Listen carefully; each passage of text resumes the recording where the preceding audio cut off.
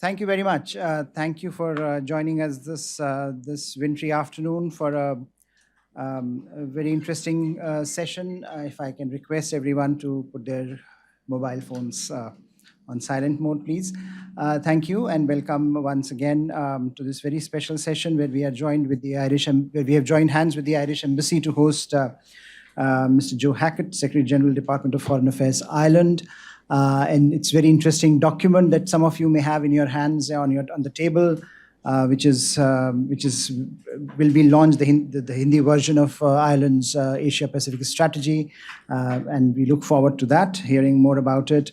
And let me also welcome His Excellency Kevin Kelly, Ambassador of Ireland to India, and our partners in this venture this afternoon to discuss Ireland, Irish foreign policy, India-Ireland relations, and Ireland's Asia-Pacific policy. So there is too much on the table and we have very limited time. So I'll promptly invite the ambassador to deliver his opening remarks and then we can go to Mr. Hackett. Thank you very much, dear Professor, dear Harsh. Thank you very much for that warm welcome. I'm going to be very brief. My name is Kevin Kelly and I'm the newly arrived ambassador from Ireland to India. So really happy to be here today. It's a very important day for us because we'll be launching the Hindi version of our Asia-Pacific strategy, but you'll also have seen our beautiful logo outside, which is the 75th anniversary of diplomatic relations between Ireland and India. And so I'm so happy that my job is very brief, but to introduce our Secretary General, who's the equivalent of Foreign Secretary in this, which will be the first event that we do in India to mark this important occasion. So it's really great that we have Secretary General Hackett here this week. It's a really positive sign. His first travel of 2024 to India, which I take as a great sign of Ireland's commitment and our engagement and great support for me as ambassador. Just a few words about our Secretary General, Joe Hackett, who you'll hear shortly from. He's been our Foreign Secretary now since 2021. He's a very seasoned diplomat in the Irish government service. And I just really realized this week that a number of the themes running across his career have a deep resonance with Ireland's engagement with India and with some of the work that we want to do, that I want to do as ambassador over the next 4 years to deepen that relationship. He spent 6 years in total as ambassador in Brussels, including as ambassador to the PSC, which is the political side that deals with the EU's geopolitical relations, including with India. So it's fantastic that the experience that he'll have from that role will be of great use to us in our relationship with India. He's been a director of consular services, which is a very important part of what every embassy does. And so he'll have a deep understanding of that. But also of interest is that he was a director at a very early stage of what we call our Irish Abroad or Global Irish Network. And that's really about diaspora. We know India has a huge diaspora. Ireland is a small country, but we also have a huge diaspora, multiples of our population. And so the Secretary General's experience in that is something that I hope to build upon as we're trying to develop a relationship with what we call the affinity diaspora, Indians who have been in Ireland. And then finally, he's been in senior roles in what we used to call the Anglo-Irish division, but really it's that part of foreign affairs that deals with the peace process, peace and reconciliation issues, which are also very important and a key priority for India. So all of these themes within Joe's career, within the Secretary General, they've very much informed the very interesting discussions that we've had so far with government and with non-government actors and partners so far on his visit this week. So I'm really delighted with these few words, to thank you again for the invitation and to welcome to Joe. Thank you. Much, Ambassador, and thank you, Harsh, and especially thanks to everybody who's taken the time to join us this afternoon. I might just acknowledge the presence here of two senior colleagues who are travelling with me, the Deputy Secretary General in our Foreign Ministry, John Conlon, and our Director General for Asia Pacific, Gerard Keown, as well. So thank you for making them all welcome as well. I'm really privileged and honoured to have the opportunity to address the ORF. I know it is an institution that's held in high regard and is very influential, and I very much appreciate the opportunity to speak and also to launch the Hindi version of our Asia-Pacific strategy. It's also a good moment to kick off what is an important year in our bilateral relationship as we mark and celebrate 75 years. But that is just a historical fact. It can simply be a statistic, or it can be something that we can use to look forward and see what we do together. So I'm going to talk a little bit about our bilateral relationship, about our new strategy, about India's relationship with the European Union, as well as some of the global challenges that we are all facing together at this time. So it's indeed a very fortuitous day to be here, because it is literally this very day, 75 years ago, that simultaneous announcements were made in Dublin and Delhi. And they stated that to maintain and strengthen the friendly relations already existing between them, the government of India and the government of Ireland have agreed to exchange diplomatic missions. And this highly significant announcement for us was the result indeed of decades of engagement by our peoples and by our governments, and by both countries pursuing distinct but intersected paths to independence through the revolutionary era of the early 20th century. As both our countries strived for their independence from the British Empire, our politicians and diplomats and people gravitated towards one another, their shared histories providing a perfect icebreaker for warm exchanges. It is true that together we inspired each other and our pathway towards independence.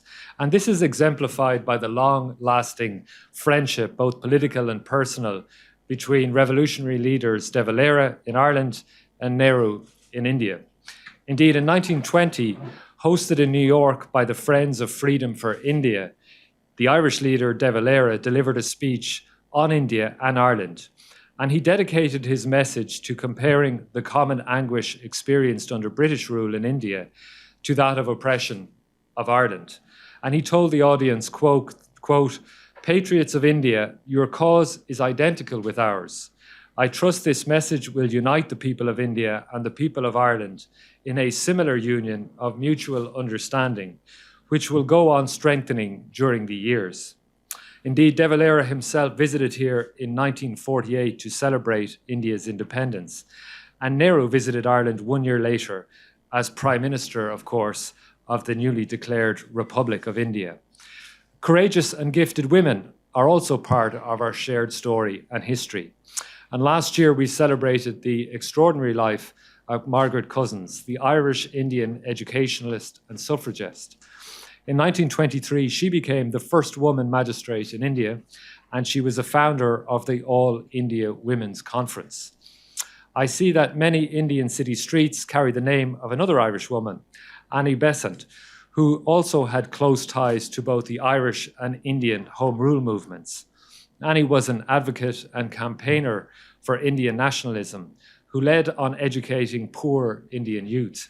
She was also the first female leader of the Indian National Congress in 1917. Of course, the Indian-Irish narrative, like all histories, is complex and is not purely an anti-imperial one. Indeed, 50 Victoria Crosses were awarded to Irish soldiers in the British Army in the wake of the Indian Rebellion of 1857. When it came to the details of nation building, you will know that the esteemed Indian jurist Sir Bengal Narsingh Rao, in his work on the Indian Constitution, drew on his discussions and his relationship with Irish policymakers and diplomats, including a man called John J. Hearn, the architect of our own Irish Constitution. It is humbling for Ireland to see the influence of our Constitution in this country. This rich history is not just something that belongs in the past. It provides a very solid basis upon which we have developed and will develop a modern, dynamic, mutually beneficial relationship. And in 1924, as in 1949, Ireland sees India as a vital partner. Examples of our commitment to this relationship include the opening of Ireland House in Mumbai, bringing together our Consulate General with our trade and investment agencies. Partly as a consequence of this investment, we see two-way trade growing exponentially year on year, and it is now just under 10 billion euro a year in two-way trade. And that figure is only going in one positive direction. Education, and it's great to see so many younger students here today. Education has long been a strong link between India and Ireland. Last year, we hit a record high of almost 10,000 Indian students traveling to Ireland to take up and develop their studies. And we're also witnessing the flourishing of academic partnerships between Irish and Indian universities. And this month, our government will announce a new education, research and innovation strategy, which will boost cooperation further, drawing on the breadth and depth of Ireland's R&D. This is an area where we must and we can do much better. Our two countries are also home to strong and vibrant cultural and art sectors. Whether it is Yeats or Tagore, Bollywood or Bono, our writers, artists, musicians and filmmakers enjoy a global audience. Ireland's cultural offering is integral to who we are as a people, to how we connect with each other, how we show up in the world. In fact, in many parts of the world, when people think about Ireland, they think about our cultural footprint in all its guises. And I'm delighted to announce that we will be appointing a dedicated, highly professional cultural attaché to our embassy here in New Delhi this year to promote Ireland's cultural engagement across the Indian arts and cultural sectors. It is a model that we have instigated elsewhere, and it's worked extremely well. I can't talk about culture without mentioning sport. We have not forgotten Prime Minister Modi's visit in 2015 to our iconic Croke Park in Dublin, which is home to our Gaelic games. And last summer, we were delighted to welcome India's cricket team to North County Dublin to a place called Malahide, even though the result maybe was less pleasing. With a number of Irish cricket players now playing in the Indian Premier League, such as Josh Little, we are keen to use cricket as a way of building awareness of Ireland in India and of India in Ireland. We've also got a strong diaspora story to celebrate and tell and learn from. And earlier I mentioned some of the Irish women and men who became part of India's story. And now we see a reversal of this trend. It may surprise you to hear that there are now around 70,000 Indian nationals living and working and contributing in a very positive way to my country, accounting for almost 1% of our total population.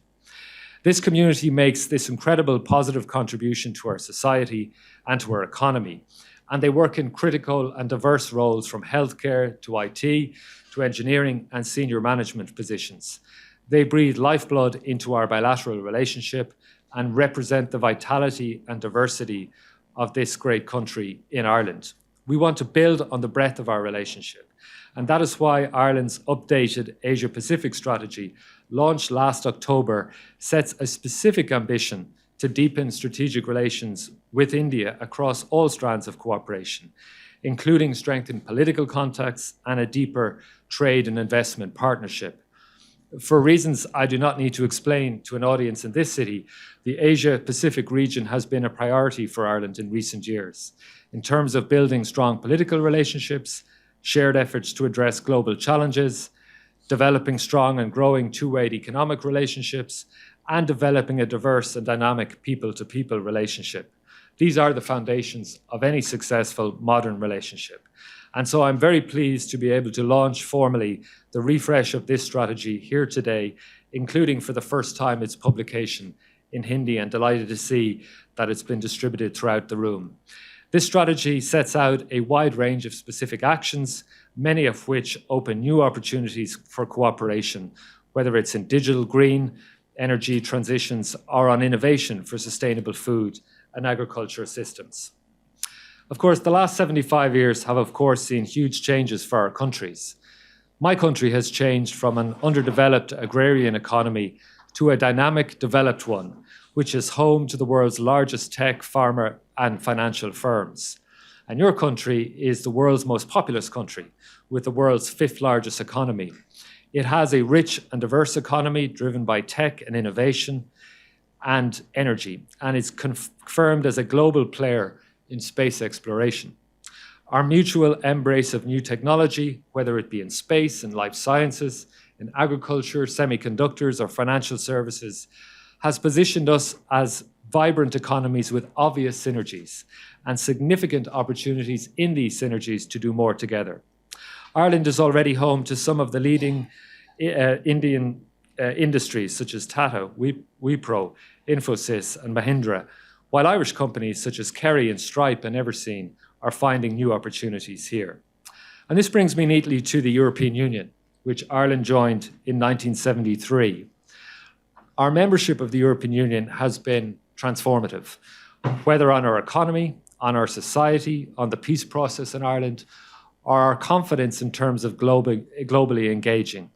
We cannot conceive and visualize of modern Ireland without acknowledging the hugely positive role that our membership of the European Union has played. And we in turn play a central role in Europe, both in Europe's internal development and in shaping Europe's engagement with the wider world. We shape this through our input into economic and social policies, and we try to shape EU approaches to global affairs in a way consistent with our own interests and values. And it is because we see huge opportunity to do more both in and with India that as an EU member state, we strongly support the completion of an ambitious free trade agreement between India and the European Union. We believe for India, it would mean being granted permanent tariff-free access to the EU market in a way competitors like Vietnam are already experiencing. And it could also ensure permanent market access for services exports. A free trade agreement with the European Union would also send a strong signal to global business community that India is open for business and a reliable partner. And research has shown that this signal in itself spurs significant trade and investment. There is such untapped potential in India-EU relations.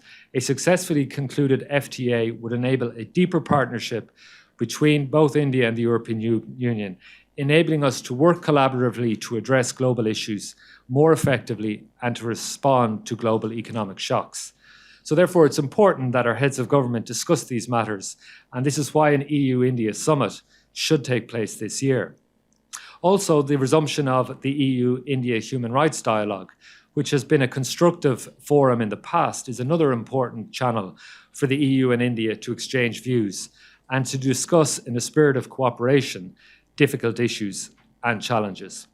And I should add that the EU itself, even though it is facing perhaps the greatest set of combined challenges and threats it's faced in its history, has in some ways never been stronger, because its people and its citizens recognize that the challenges that they face can only overcome by acting together in one united European Union, and that the values that bind them together are more important and relevant than ever before.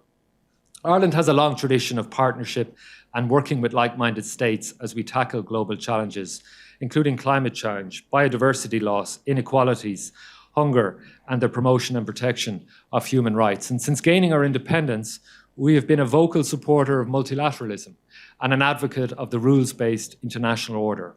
Our membership of the European Union and of the United Nations are indeed core to who we are as a modern, independent republic. And I believe that India also shares this view. We have both made hugely significant contributions to UN peacekeeping missions, often at significant cost and risk. And it is one of the most visible and tangible contributions a country can make to the United Nations by making its men and women available to serve in every part of the world as peacekeepers.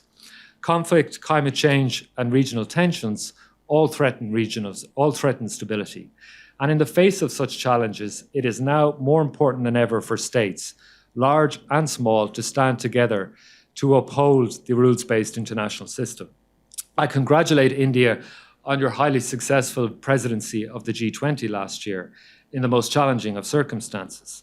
And whether it is renewable energies, reform of multilateral development banks, or bringing advances in artificial intelligence and fintech to developing countries and across the world, India has been an important voice. Ireland, as an EU member state, was also fully behind the momentum that India generated to make the African Union a full member of the G20. The peaceful, non-violent approach to resolving conflict that India has long espoused is one that we strongly share. So when we see the multilateral system threatened by Russia's actions, we know just what is at stake.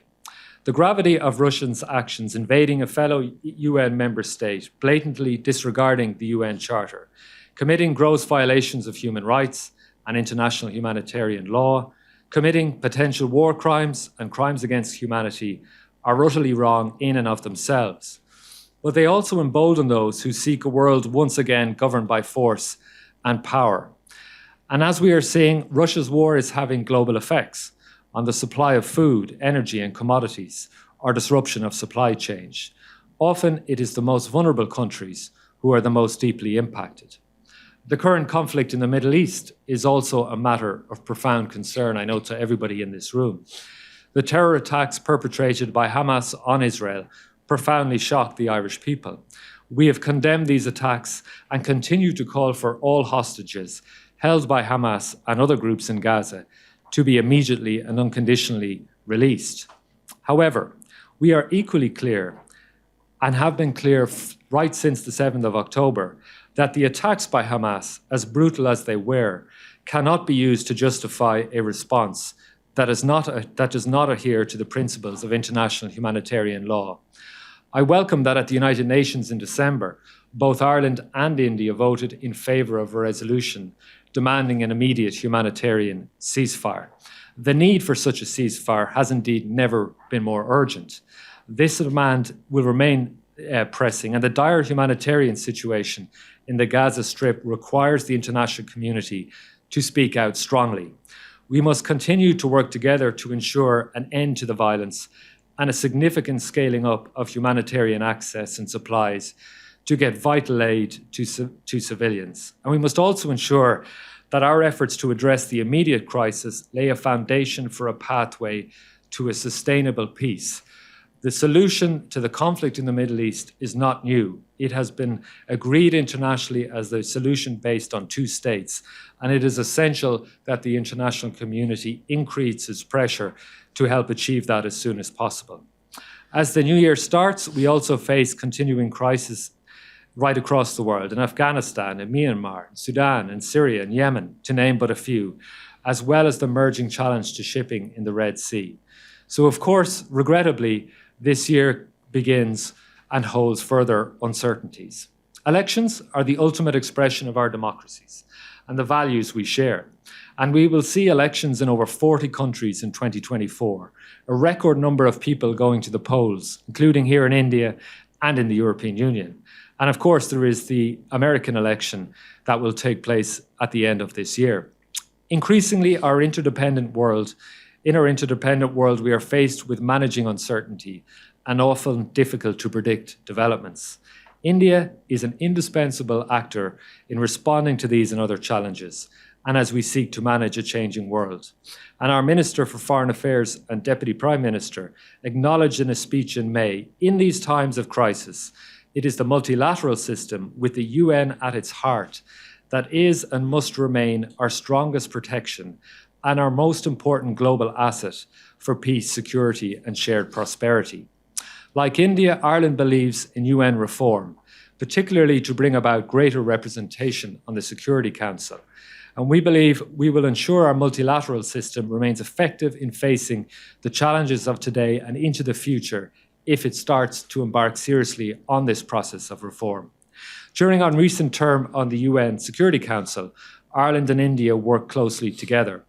We might not have always agreed, but we were committed to consistent dialogue and discussion. We were most successful in finding solutions when we were frank in our views and clear with each other about where we were willing to compromise and where we were not. And here let me acknowledge that Ireland and India do and have taken differing views on the issue of nuclear disarmament. It is our view that a secure world can only be achieved with the total elimination of nuclear weapons. And the uncontrollable and global impact of these weapons means that we all have a stake in disarmament. I know the Indian view on this and respect it, The strength of the relationship between our two countries enables us to speak openly to each other as friends, even when we might see things differently. Looking to the future, Ireland and India should work further together to push for multilateral solutions to global challenges. And I should say here that Ireland is clear-eyed about the need for a well-functioning reform multilateral system. We support a reform of the international financial architecture that will benefit the most vulnerable while safeguarding global public goods. And we will strive to ensure that the multilateral development banks contribute to achieve the Sustainable Development Goals. Later this year, the Summit of the Future should help to create the condition to help achieve these goals. We're doing our part to respond to the global climate crisis, to implement the commitments in the Paris Climate Agreement and the outcome of COP28, and to manage the clean energy transition. India has a vital leadership role to play in shaping shared responses to each of these interlocking challenges that threaten us all. In conclusion, I'd like to return to our bilateral partnership, and it is a partnership. This year marks another important milestone in the bilateral relationship, the 1964 opening of our embassy here in New Delhi. This was Ireland's first embassy in Asia, and to mark that occasion, President Radhakrishnan visited Ireland at the invitation of President De Valera. It is my hope that in this anniversary year, we renew and deepen the exchanges between us, between governments and policymakers, between businesses and economies, between academia and civil society, between our strong and vibrant sporting and cultural communities, and to use our voices to shape a better tomorrow for our two peoples and the wider global community. Our President, Michael D. Higgins, has issued an invitation to his Indian counterpart to visit Ireland, and we hope to be able to show her a warm Irish welcome whenever that visit takes place. Indeed, this would be a very fitting and appropriate way to celebrate a historic year in the journey our two countries have taken since independence. Thank you very much.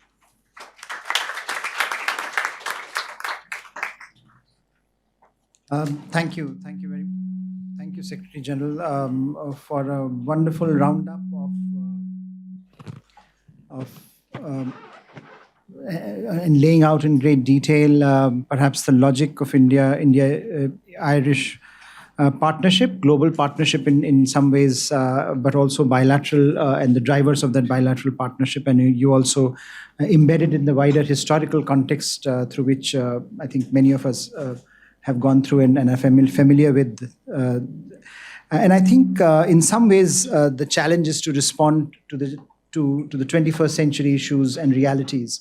And in that context, the fact that we have the Hindi version of the Asia-Pacific policy here with us underscores the changing nature of our times, where Asia-Pacific is becoming, in some ways, is assuming the center of gravity of global politics and global economics. So thank you very much for laying out the priorities in this partnership and the logic of this partnership for us. I know we have limited time, and I know there's, as you mentioned, this is a very young audience in front of us. They'll be very keen to interact with you. So before I let them and unleash them on you, I just have a few issues perhaps on which if you can elaborate, it might make the conversation perhaps more enlightening for some of us. One is, the nomenclature itself, Secretary General. Is there a reason why you have preferred Asia-Pacific to Indo-Pacific? Because the wider context, of course, is that Indo-Pacific is the norm. It seems to be the norm. There are only a few handful of countries that have not really taken on this nomenclature.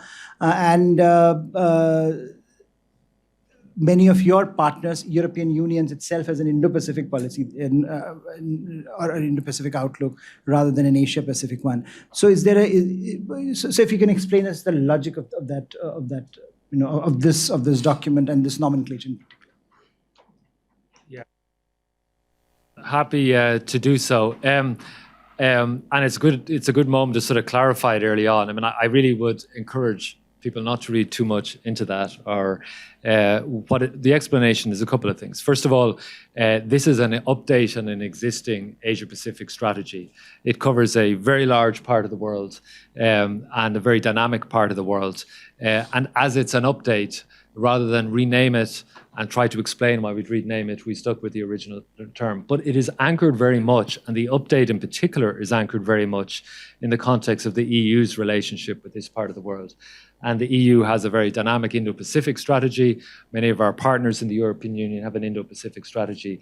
And so India is front and center in this strategy, and it's front and center in our thinking about this very broad region. And I would stress again, it's the EU dimension within which our overall strategic objectives are framed.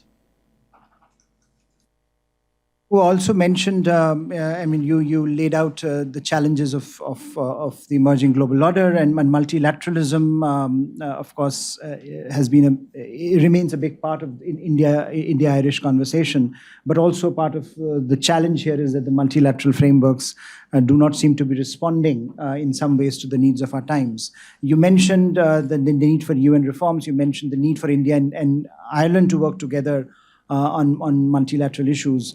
But how hopeful you are that the existing state of affairs is capable of responding to these challenges? And how do you view this move towards the emergence of minilaterals or plurilaterals that are now in the making, where it seems that there is greater flexibility, that these ad hoc coalitions can come together and at least resolve some functional issues that are out there. So I just wanted you to elaborate a bit on Irish thinking on the state of affairs with regard to multilateralism.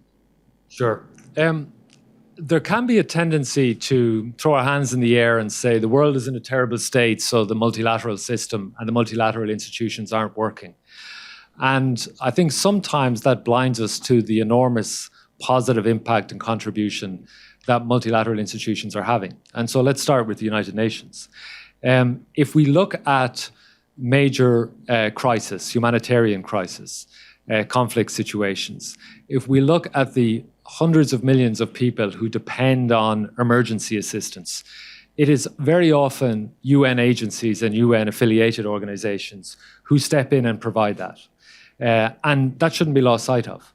And they do that because they have the resources and the backing of countries right across the world, including in Ireland. And a great deal of our development assistance and our ODA goes to those organizations. And they make a difference right across the world. And we shouldn't lose sight of that. I think where our multilateral system and the UN agencies are clearly not fulfilling all that we wish they would is when it comes to the peace and security agenda. And there are various reasons for that, but there's no doubt that the structure of the Security Council needs reform. And in particular, the use of the veto needs reform. I mean, when we have P5 members who veto resolutions that have a direct impact on peace and security issues, we have an issue. We have a problem. And so Ireland, like India, believes in the importance of UN reform and with reform of the Security Council being an important part of that. And we have an open mind as to the nature of that reform. That can include an expanded membership of the Security Council. It could even include an expanded number of permanent members of the Security Council. But we've been talking about UN reform for a long time and making very little progress. And so it's our belief that those of us who are serious about reform need to take the next step, need to have a text, need to start a negotiation on text, and that would send a very important signal that reform is on the way and we're serious about the reform. The second part of your question on minilateralism, and India plays an important role in some of these new organizations. I think that all of these entities will be judged by their outcomes and delivery. Do they work together in a successful way to promote international peace and security, to enhance economic cooperation, to promote human rights and development? Or are they viewed in a more narrow format, in a more country-specific interest basis? And I think the jury's still out on that, if I'm honest. I think they can play a positive role. I think certainly from an EU perspective, we are having an active discussion about how we enhance our engagement with those structures, some new, some less new. But really it comes down to, do they further advance the rules-based international system with the UN at its charter? If they do, partnership is very possible. If they don't, then we have more significant questions. And the final question that I thought I would raise, Secretary General, is one of the reasons why we are seeing this decline of multilateralism in broader sense is because the great power competition is sharpening. So what's the sense in Ireland about this growing US-China rivalry? And in this context, I would also sort of pivot the EU equation, because EU certainly has described China in multiple ways. There is a competitor, partner, rival sort of a dichotomy that they have created. There is also this attempt by EU to push towards, or at least articulate a need to de-risk away from China. Interestingly, Ireland is one of the countries having a trade surplus with China, which is a remarkable feat. I think you have to share this secret with every other country in the world. But by and large, from that perspective of this great power dynamic, how do you see Ireland navigating this very difficult terrain, and how successful you have been, and you're likely to be, given that EU is also taking some positions in this regard? Yeah, great question. I mean, Ireland has been very keen to avoid framing the narrative of our relationship with China around choosing sides between the West and China, or choosing sides between the US and China. That's not in our interest to frame the discussion that way. We are a small country. We have 5 million people. We have built our success on two things: a reliable, dependable, rules-based international system, and an economic model that is grounded on an open economy and a commitment to free trade. And both of those have helped drive the country that we are today. We had a visit by our foreign minister to China only in November of this year. It was a successful visit. We continue to have a positive relationship with China, and we continue to see important opportunities for our business community and for investment from China into Ireland. But it is very much based, and the potential for that relationship to develop further is very much based to our judgment on adherence to the rules-based international system. And our minister set that out very clearly in a speech in Dublin last May. And where we have opportunities to partner together and develop that relationship and agree, we will. And where we differ, as we do on issues, we will be very clear in making that clear. And if there are fundamental differences on upholding the rules-based system, that will hold the relationship back. Now, the issue of de-risking is a slogan that has become the flavour of the month right across the world. But what that means in practice is Ireland and Europe doing things that China and other countries quite rightly do themselves and have done for many years. It's about looking at our supply chains. It's about looking at the investment patterns into the country and deciding if they're in our interest. And if we feel that our critical infrastructure, no matter what that might be, is overexposed to any country, including China, then there is an obligation on us to look at instruments that help safeguard our critical interests. China does that. We do that. We perhaps in Ireland and indeed in Europe, maybe we're a little slower than others in doing that, but it's something that we're now doing. So Ireland's engagement with China is very much, as you say, anchored in the European Union's engagement, and that has become a more critical engagement, but it is one that is, I think, necessary, and that balances engagement with also protecting vital infrastructure as well. Many of you would want to engage with the Secretary General. So let me open this up for your questions, comments, observations. Please raise your hands wherever possible, and just briefly introduce yourself before asking the question. Good afternoon. My name is Kanchi. I'm from Diplomatist Magazine. So you did mention in your remarks about the issue of climate change, which is a shared global concern now. Would you like to tell us how you're collaborating with the countries in the Asia Pacific on environmental issues and sustainable development goals? Thank you. Good afternoon, sir. My name is Aryan Satwa. I'm from Amity University. So last year, India hosted the G20 summit, and one of the central visions of the G20 summit was One Earth, One World, One Family. I wanted to ask you, how can Ireland contribute towards this vision of One Earth, One World, One Family? How it is through a whole government approach, and what policies does it have to work with India on this vision? Good afternoon, sir. I'm Abhinav Anurag from Amity University. My question to you is regarding Ireland 2025 Asia Pacific strategy, which is at a 100 billion global trade strategy with Asia Pacific. The question is, how do you see India in that context? And do you see China as a reliable bilateral trade partner, or do you see it as a nation which is expansionist in nature or which has destabilized the region? Thank you very much for the questions. Climate change. The best way for us to cooperate on climate change is through the COP and multilateral process. I think it's also the way in which we talk about climate change is very important. That every country in the world has climate challenges and faces challenges in trying to mitigate its own emissions. And there are some countries further along the road than others because they have certain dependencies on certain energy supplies. So in Ireland, for instance, we have a significant percentage of our emissions come from our agriculture sector. And specifically, they come from cows. And yet, agriculture is an important part, not just of the economy, but of society. And so transitioning in a significant way and developing change for the Irish agricultural sector is very challenging. It's challenging politically, but it's challenging for communities. It's not just an economic issue. And so that is not an easy process for us. And just as managing a transition in agriculture is difficult for us, we also need to show respect for countries that have high emissions for other areas. And so that applies in this country, it applies in others. But the crucial piece is that all countries recognize that they are committed to reducing emissions significantly, and that they show good faith in reaching ambitious targets. And that's why we were relatively encouraged and heartened by the spirit that came out of the most recent COP in November, December, and I was there in Dubai. I think we felt, and our climate experts felt, that it was a COP where there was a real global sense right across the regions, that there was a sense of urgency about the situation.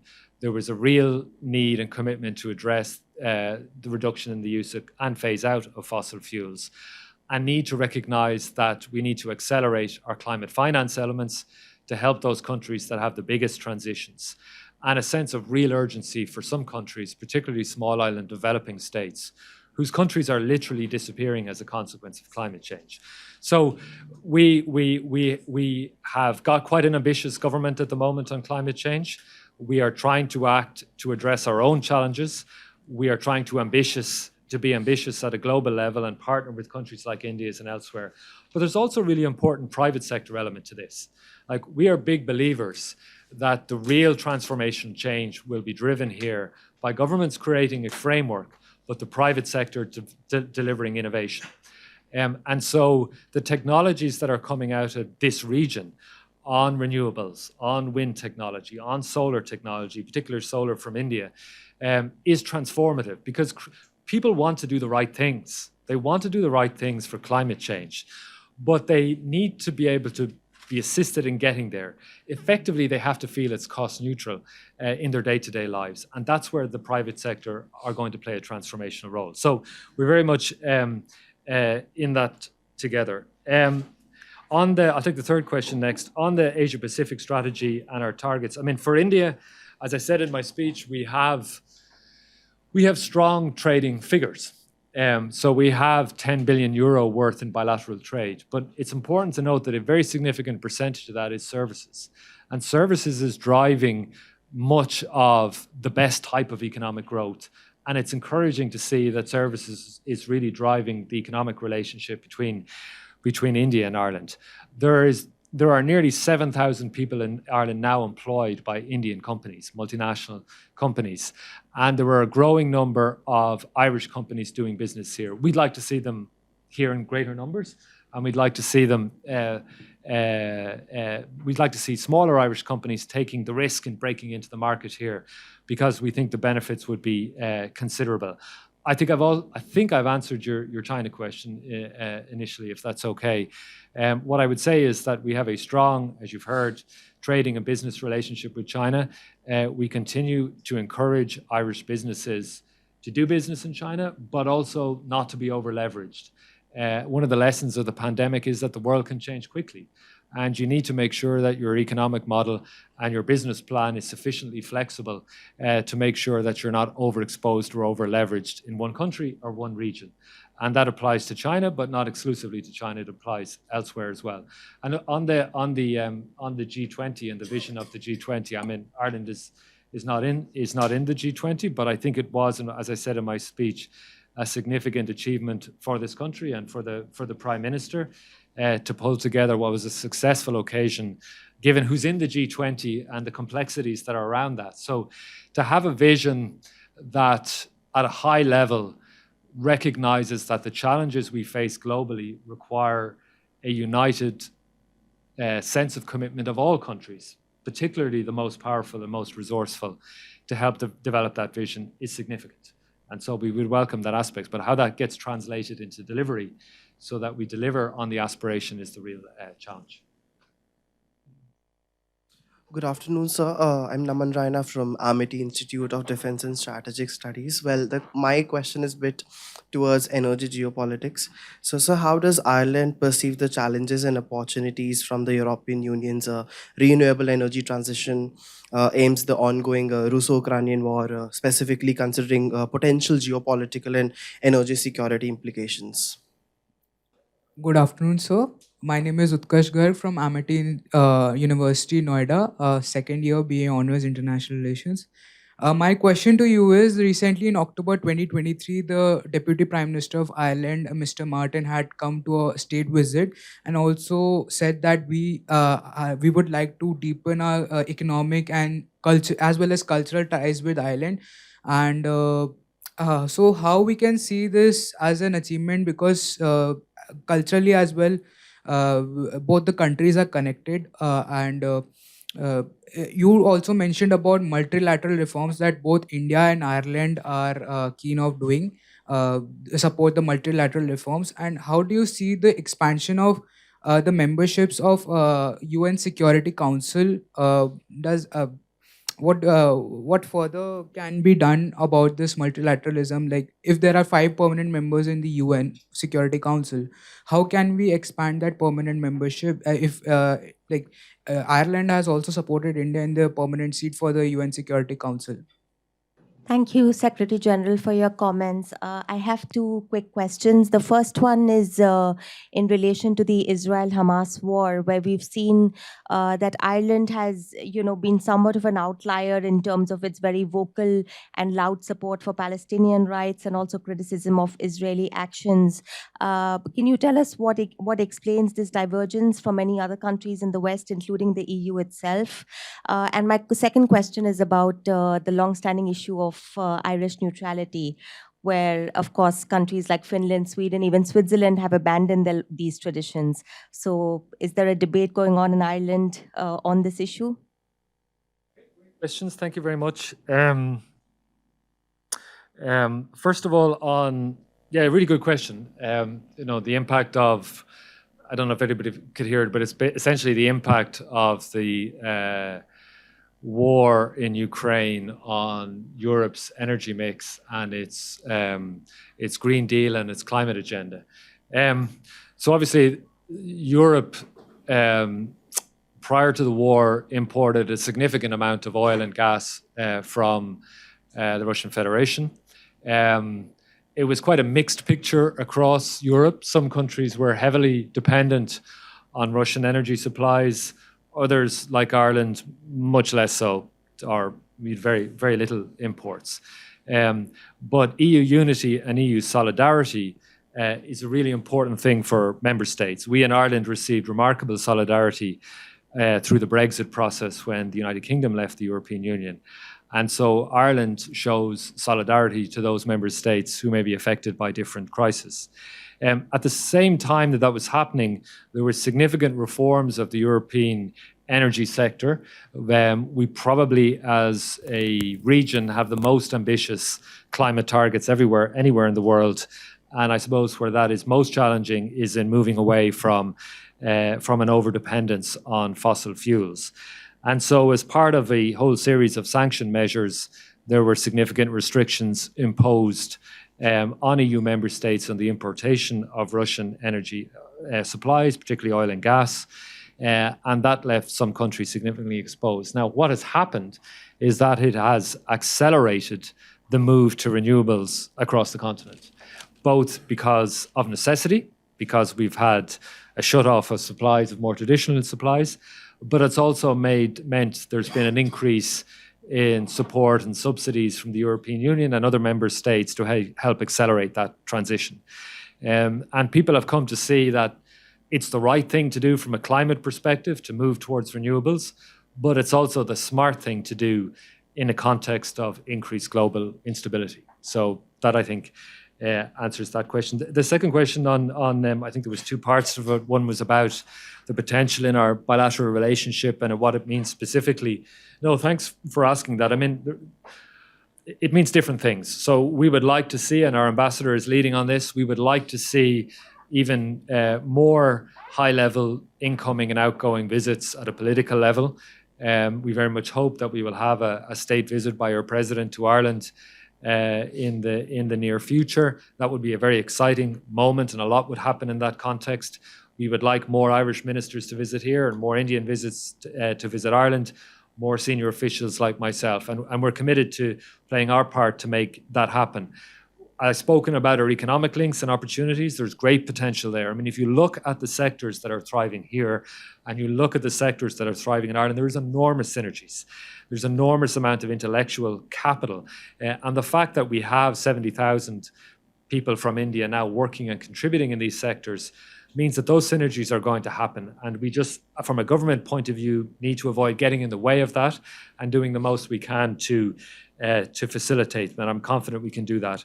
Culture for us it's something more than soft power. It's often referred to as soft power, but it's extremely powerful for us. I mean, our writers, our filmmakers, our musicians, they have had an incredible global impact. And when they do that, they don't do it just as individuals. They're very conscious of their Irish heritage. They mightn't always be great fans of the Irish government, and they might write critically of Ireland, but they speak and connect with something that is inherently Irish, and they convey that on a global stage. And that's why we're very excited that we will have a prominent cultural attaché to help promote that agenda here. And your ambassador in Ireland is also, I think, something of a poet himself, and is very keen on promoting Indian culture in Ireland. And then finally, there are great opportunities for us to work together, I think, in tackling global issues, and I've covered that in my speech. I think I answered your question on Security Council reform, if that's okay. I mean, I think if we're looking at reforming the Security Council, the starting point isn't who wants to be a member permanently of the Security Council. I mean, that's kind of the end point of reform.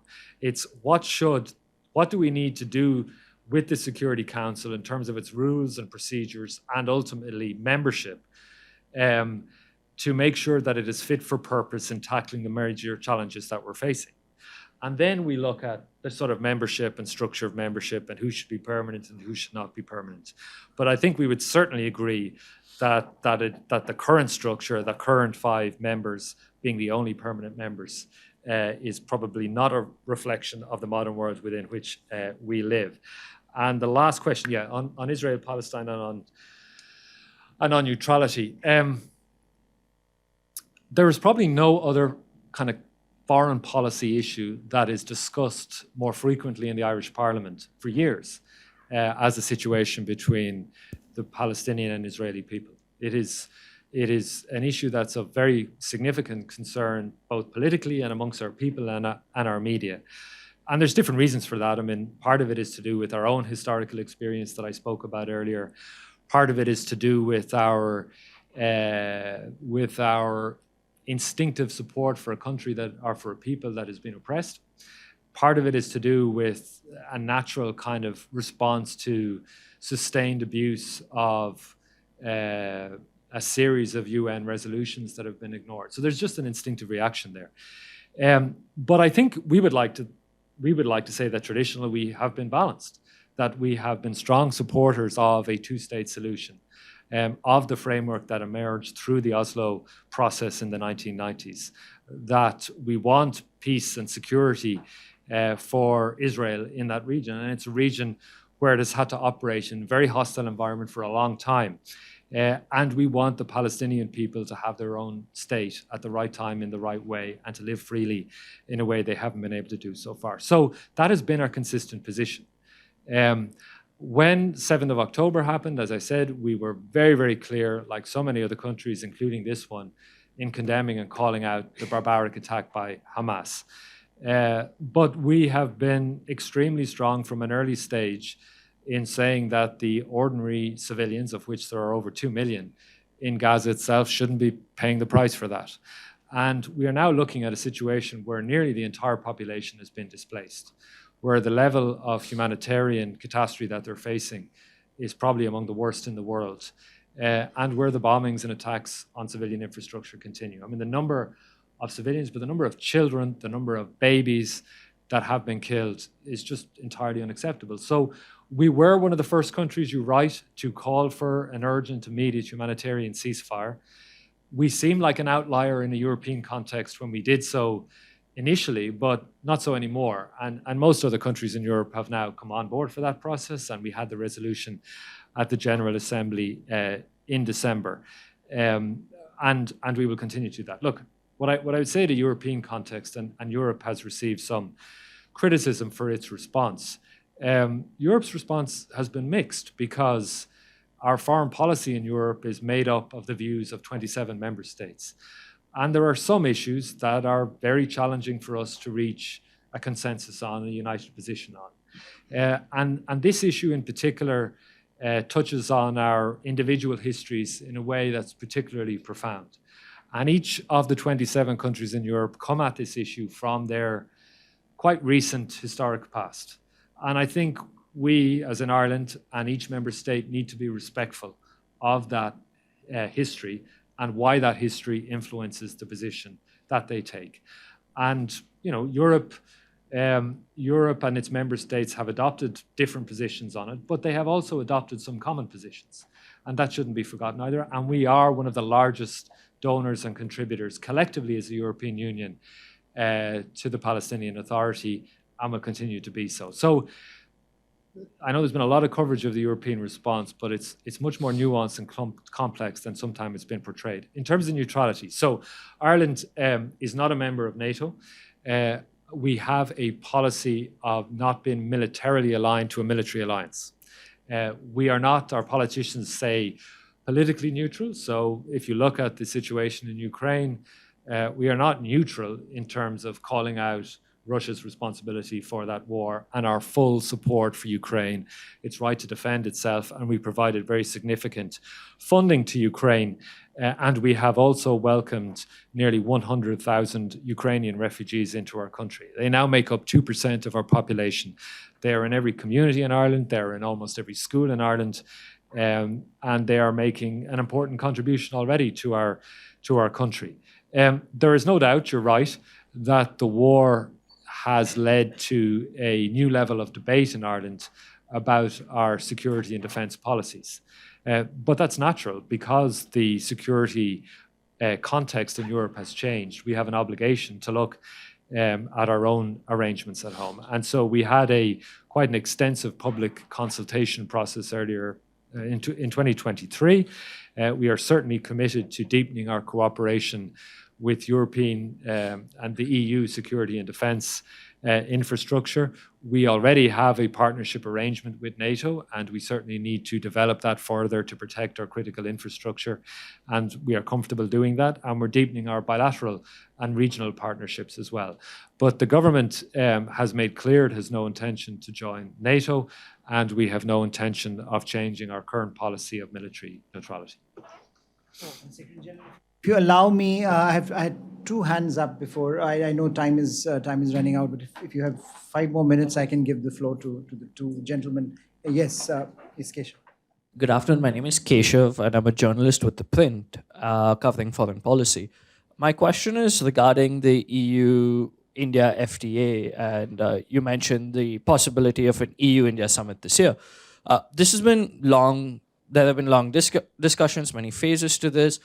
Many ambassadors have been very positive about the current round of negotiations. But given Ireland's agricultural sector being powerful in Ireland and also here in India, what are the potential issues that could come up when it comes to agricultural sector that Ireland may pose to the EU? And how do you think this could be resolved? And when do you think, perchance, a sense of when such an agreement could be signed? Thank you. My name is Pushkar Kumar. I am from Jamia Millia Islamia. We are talking about multilateral world order. Recently, one book from Francis Fukuyama written on the liberal discontent of multilateralism. And he mentioned about mainly the identity crisis, and one is economic inequalities. These are the two problems created through the multilateral world order. So how will we approach, according to multilateral world order structure, especially the role of Ireland in approaching the economic inequalities, and other is migrant crisis, especially for Europe and Ireland? On the FTA, it's true. Agreeing free trade agreements is difficult. In the EU, the European Commission is the institution that leads for Europe in negotiating free trade agreements. That's where its competence is. And then usually, depending on the agreement, it has to be ratified by member states, but it depends on the type of the agreement. And there's no doubt that free trade agreements sometimes present challenges to one or two sectors. And sometimes that's in the agricultural sector, but sometimes not. And there's no doubt, and you're right, that in other FTAs with other parts of the world, some sectors, including agriculture, including the agriculture sector in Ireland, have responded negatively to them because they fear that they will lose out and they'll be flooded by cheap product from whatever country or region we're doing the FTA with.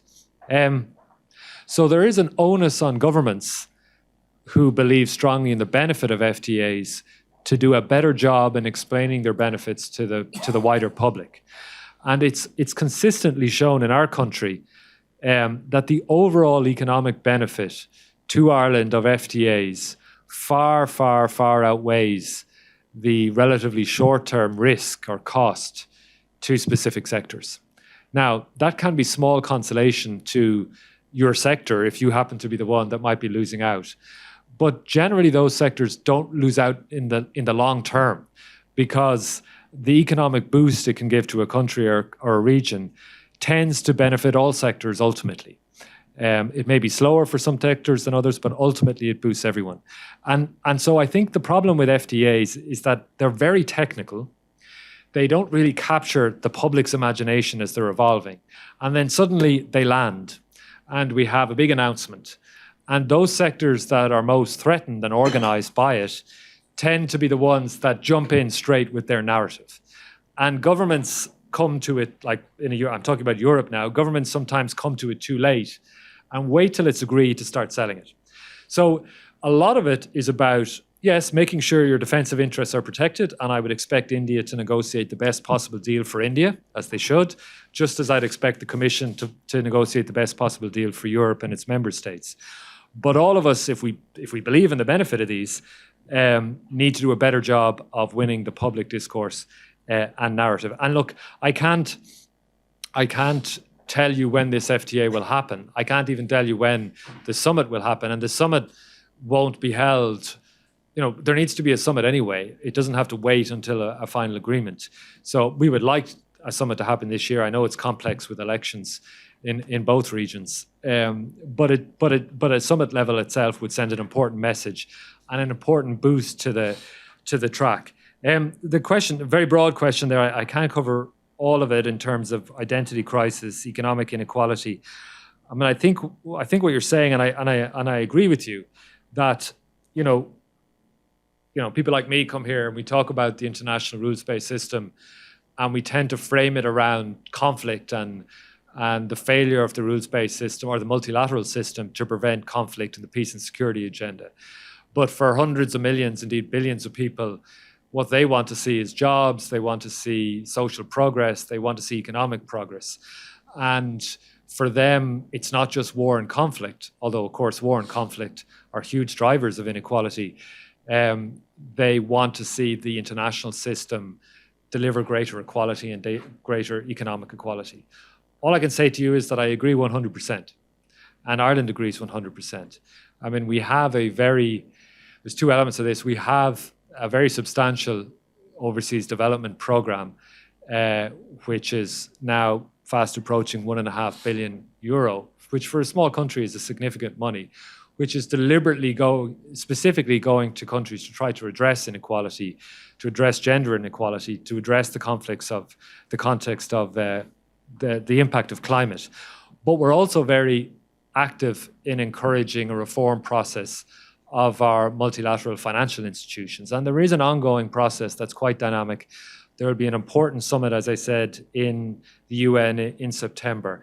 And this issue will be front and center. And then just finally on migration, because it's such a big issue in every country in the world, and it's a big issue in Europe. Migration has always been with us, and it always will be with us, because it's human nature. Ireland knows, as well as any other country, that people will always want to pursue new opportunities for them in places where they feel they can get those opportunities better than where they currently are. The movement of people, it's just inherent to who we are as human beings. There's a reason there are 70 million people around the world who say they're Irish, because their origins go back to Ireland. It means generations, literally millions and millions of people have left my small island to seek a better future for themselves elsewhere. That doesn't mean that countries should just open their doors, anyone, free movement everywhere, because governments lose popular support if they do that, and they can become ungovernable and will lead to the rise of extremes. So a proper immigration policy, at least in Europe, is one that should have significant pathways for legal migration. So the fact that we've 70,000 Indians now living and working in Ireland means that they have come to Ireland legally to contribute to our economy. So we need to have a system in our country that can allow people to come quickly, to fill our jobs, and to thrive and contribute to our economy. It also means tackling the root causes as to why people want to leave. Most people don't want to leave where they grew up. They want actually to get jobs in their communities, in their countries, and contribute to those countries. But they can't get those jobs in some countries, so they leave. So a lot of money is coming from the European Union to help develop economies and societies in a way that people don't have to leave in the first place. Thirdly, we have to have proper systems in place for dealing with illegal migration. Sometimes that's difficult and unpopular, but countries need to know that governments can control their borders. And that means having systems in place to allow good flows of legal migration, but those who are entering illegally, and through no fault of their own, they're seeking a better life for themselves, but we need to have systems in place for repatriating those people or returning people. And then finally, we have to tackle those illegal smugglers who take vast sums of money from the poorest of people, promising them a better life, put them on boats that are profoundly unsafe, and then walking away when they drown or die en route to Europe or elsewhere. And we have to be hard in tackling illegal migration and smugglers. But more than everything, we have to strip away some of the harsh language and keep the human being at the center. Because migration or illegal migration, at the core of this are individual people, human beings who are simply trying to make a better life for themselves. And we need a process and system that respects that and keeps the person front and center. Thank you, Secretary General, for being very patient with us and to taking more time than we initially thought we have with you. But thank you all for joining us this afternoon. All that's left for me is to thank Mr. Hackett for his time, and to Excellency and the Irish Embassy for giving us this opportunity to host the Secretary General. So thank you all, and please join us for tea. Thank you very much.